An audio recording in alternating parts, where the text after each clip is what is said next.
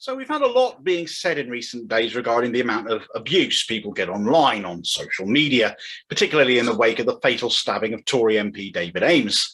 The claims made are that social media anonymity protects those who would wish us harm. Social media platforms such as Facebook and Twitter allow people to hide behind an avatar and a handle and avoid proper scrutiny for their actions, avoid being held to account for the things they do or say, the influence they may have, and the actions in others they may trigger. The problem here, however, is the focus is solely on social media. The mainstream media in the UK is so absolutely woeful that it's little wonder social media news outlets, certainly varying in their credibility, have sprung up.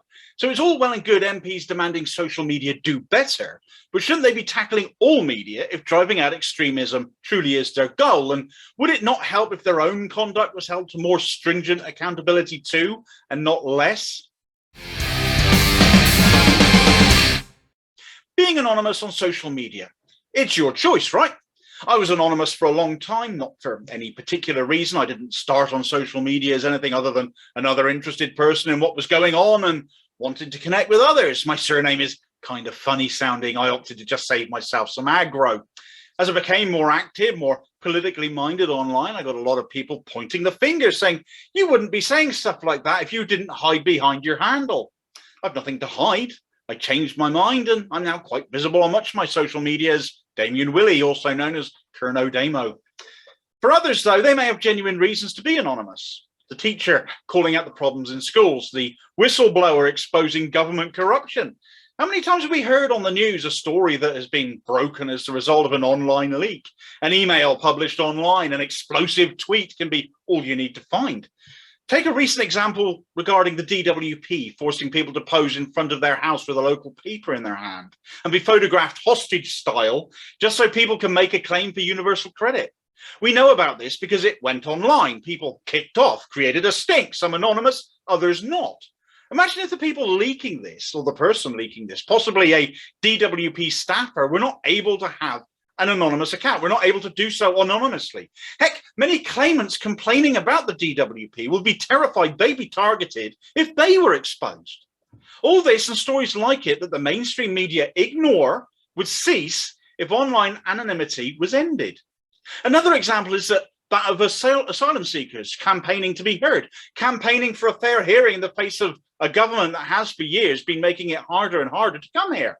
Their anonymity is essential so as not to prejudice their own cases, their own applications. Now, the reasons being cited are that violence and hatred are being stoked up online, toxic, fake news, radicalizing people. Sure, radicalization does go on, extremism does go on, but that's different from online news. And hang on a minute, it's not all online outlets anyway, it's only a small proportion. Is that the only place it happens though? Perhaps some might point to the fact mainstream news outlets are regulated, but given they're all signed up to Ipso, they basically mark their own homework. It's a toothless watchdog. Many online news outlets are impress regulated. In other words, they've chosen to be Leveson compliant, making them more stringently regulated than any of that mainstream media. In fact, you can visit the Impress website and see who this applies to and know you're getting the most honest news from these outlets because they have chosen, they have volunteered to be more strictly regulated. All, to my knowledge, are chiefly online. Not one mainstream print outlet has chosen to sign up with Impress and be Leveson compliant. I wonder why that is. Now, it begs the question as to why MPs are so fixated on the internet and not our print media, but then many of them write for the print media. We've had Labour MP Chris Bryant recently getting ratioed on Twitter, trying to defend his writing in the Daily Fail. And of course, Keir Starmer breaking another of his promises by writing in the Scum. When was the last time you saw an MP write for an online outlet? Little wonder then that any remaining anonymity would only apply to the mainstream. And if that's the case, they then get an awful lot of control over the news we receive, since anyone wishing to remain anonymous would have to go to them. They would have to have their story interpreted by them if that outlet chooses to run it at all, as it's the only way to get their story told without compromising themselves. Such is the political bias shown by various different titles. And as such, it's little wonder why some mainstream news figures, such as Sky's Sam Coates, formerly of the Murdoch Times, is in favour of this, as too, it seems, is Matthew Stadlen, formerly of the BBC and LBC, though he has since confessed to be changing his mind about it. Now, there's a big reason why online news outlets have sprung up and been so successful, and it's because of increasing widespread distrust and disgust in mainstream news, be it the papers, TV, or radio. And it's not hard to see why. Just look at it. Many of them, often right-wing, hateful, spiteful rags themselves, spreading filth, bile, lies, and all of this shapes public opinion against individuals and cases, and this can lead to tragic circumstances and consequences. As they've had in years before, they'd be handed a significant advantage and influence over political discourse and what news we potentially receive should all of this come to pass. And it's a bullshit excuse to do it. Let's start with Diane Abbott, probably the most trolled and abused MP anywhere, the first female black MP. It's a disgrace that she gets put down as she does by mainstream media and other MPs alike, including those on her same side. She is, of course, a staunch supporter of Jeremy Corbyn, and let's face it, the mainstream went for him like it was going out of fashion. How can anybody have failed to have seen the Dan Hodges piece where he called for Labour to kill him? It wasn't meant literally, but language matters, or at least those blaming Angela Rayner's Tory scum comment with the attack on David Ames are telling us so. But language of this kind against Corbyn did lead someone to attempt to kill him. Here's a former president of the Board of Deputies telling us he should be sacrificed.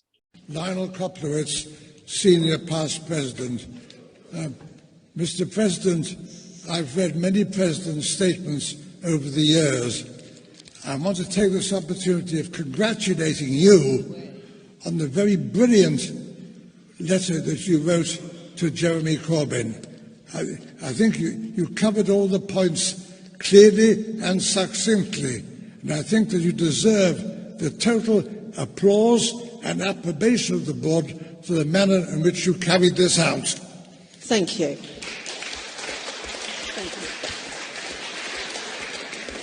Perhaps there's one thing that you omitted to say, and that's this. The word Corbyn is a very suitable one for him. After Corbyn is in Hebrew is Korban, which is a sacrifice. And I think we should sacrifice him for all the trouble that he has caused. I'd just like to remind you that you are being live streamed. And before any more speakers, I'm reminding all of you that you are being live streamed.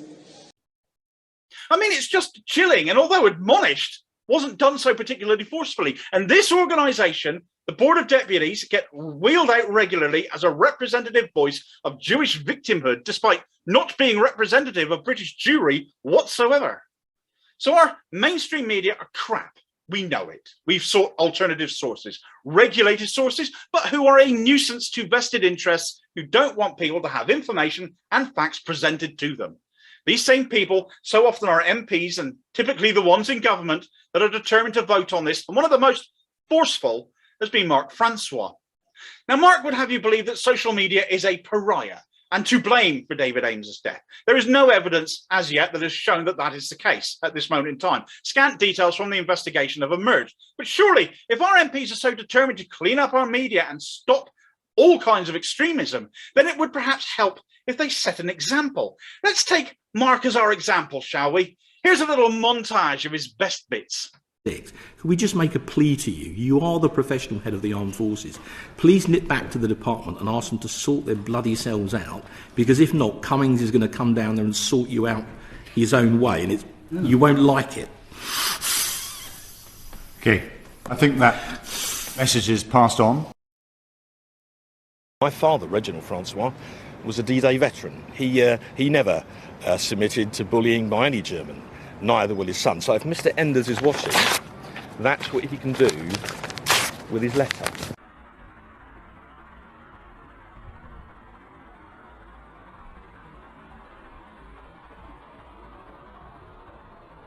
I'm a patriotic Englishman, but I never dream of telling a German MP how to vote in the Bundestag, and I think Mr. Enders should pay us the same courtesy. Do you know what? Well, Steve, in the nicest possible way, we're signing your death warrant. Are you? By the 31st of October, our boy, you're out of a job. Is that a threat? It's not a job. It's a passion. Saving our nation. I'm sure you can find something else productive to do. Nation before party! PRG. on the steps of Downing Street. But just clear up something for us, Mark, because there were reports that in the chamber during Prime Minister's questions this week, you were making signs of sort of throat slitting in relation to Theresa May's premiership being over. Did you do that? Well, what I meant was it's all over, because you could see in the chamber, you could sense her authority draining away. And then when we had the statement on the deal, on the big, bold offer, most Tory MPs left. They didn't stage a walkout, they just quietly left. And you know, there was that very, very powerful photograph, I think in the Standard, later that afternoon, of her selling this deal to a virtually empty House of Commons. Is that appropriate, though, in terms of the tone of the debate? No, it's disgraceful. The violent imagery about Theresa May, talk of nooses, of her being stabbed and bleeding to death. George Osborne himself, another, who talked about chopping her up and putting in freezers. The way politicians... Careful, that's Sophie's the boss. way your side has spoken... I have no sympathy, as I've said, for Theresa May as a Prime Minister, but the level of misogyny directed should be something we all place. No, just quickly, I have a prediction about Mark Francois. I've got a very big prediction here, and I have a vision of the future with Mark Francois's boots stamping in our face for all eternity. But what will happen is this: his faction, his faction. So much for compromise. His faction will now be in the ascendancy, and in a few months' time, whoever becomes Prime Minister, Boris Johnson in all likelihood, he will not be able to negotiate the pure Brexit that you so desire. A man who makes throat-cutting gestures, who tells someone he signed their death warrant, who threatens the head of the armed forces and stokes up anti-German sentiment over Brexit concerns. He's an absolute pearl, isn't he? He was also, perhaps coincidentally, but definitely conspicuously absent when news broke of a Tory MP in their 50s being investigated on charges of rape and sexual assault, even temporarily vacating the chairmanship of the ERG at the same time. Now, I couldn't possibly say it definitely was Francois being investigated, but he did reappear as soon as news of Cressida Dick's Met Police dropping the case came out. If it was Mark, he has enjoyed a period of, well, anonymity, hasn't he? He's not alone, though. Nadine Dorries calling Twitter trolls window lickers, a derogatory term of offence directed at the disabled. Margaret Hodge using the language of the BNP regarding our supposed superiority to migrants, as well as her well-documented accusation against Jeremy Corbyn, calling him a fucking anti-Semite. Shame she didn't have anything to say about Nadine Dorries in the same vein over this comment she made regarding a Jewish doctor, referring to him as Dr. Death, a Nazi concentration camp doctor.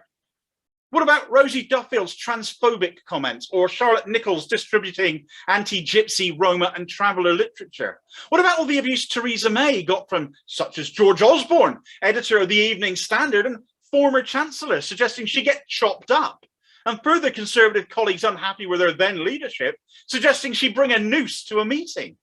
Oh, and indeed, who could ever forget this moment from Jess Phillips? The day that it becomes that you are hurting us more than you are helping us, I won't knife you in the back, I'll knife you in the front. The fact remains that amongst the most abusive of all people happen to be the politicians themselves, and the mainstream media too, even their editors. The Online Harms Bill is a vague piece of legislation that imposes arbitrary restrictions on online and anonymous sources, whilst imposing none of this on mainstream media outlets nor MPs. It's so bad that the Lords have already signalled opposition to a clause in it that covers anything regarded as legal but harmful, without there being any definition for either term in this context. It's just a massive piece of censorship legislation for outlets they don't like, handing a massive media advantage back to the mainstream who support them and who it doesn't cover. You will once again be left reliant on the old traditional news sources pre-internet that have let us down for decades as they essentially gag us online, gag everyone else. It proposes banning any online content that causes or risks causing a significant adverse physical or psychological impact on an adult of ordinary sensibilities. What the fuck does that even mean? It's word spaghetti. It's just crazy in its vagueness. We'll get Laura Koonsberg with a shit-eating grin every time she mentions one of her anonymous sources on the BBC because she can get away with having them. Everyone else, everyone online, however, risks prosecution. MPs are arguing to have their travel expenses and venue costs taken off their published expense accounts now as well, in the name of safety after David Ames's murder. What their travel expenses are is irrelevant to this, frankly. Constituents also still need to know where they need to go to see their MP as well. So removing the costs of either of these really is just another excuse for them to take the piss with public cash again without anyone knowing. Worse, however, they want their voting records kept private as well. How to end a functional democracy in one easy step: allow MPs to lie with impunity about what they are voting for or against. If MPs are worried about retaliation against them for voting in a really shit way on a really shit bill, then don't vote for it. It's very simple. Most people wouldn't dream of attacking an MP, but stoking further distrust in an already bankrupt political system can only increase discord and not mitigate it. This simply cannot be allowed. MPs have got to be held accountable for their actions, not the general public for what theirs might be. There's other ways to keep our elected representatives safe. And besides that, the security forces in the UK already have the ways and means to trace online threats and deal with them accordingly. Fund them better if they're not able to do that. This bill just amounts to internet censorship. Whistleblowing would be impossible. Calling out bad policy by people working within certain professions or industries would be impossible. Anyone speaking out online could be criminalized. I could be breaking the law by just doing one of these. The rotten media in this country would get a monopoly over the truth, and MPs would just get worse. All this, and they'd call it David's Law after David Ames, a man whose murder had nothing to do with holding power to account, yet whose death is being used as cover to strip more of our rights away. That's the biggest abuse of all.